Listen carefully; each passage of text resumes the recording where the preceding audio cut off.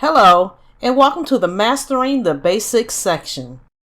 It is important to cover the basics in any program, so this section will cover the most basic functions of Excel. Be sure to get the most out of these foundational lessons, but feel free to skip the items that you are confident in.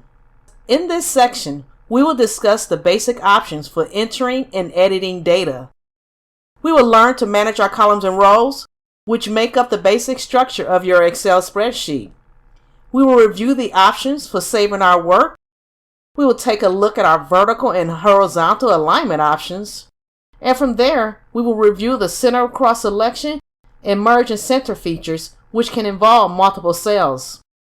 Finally, we will wrap up with the classic, which is the copy and paste in Format Painter.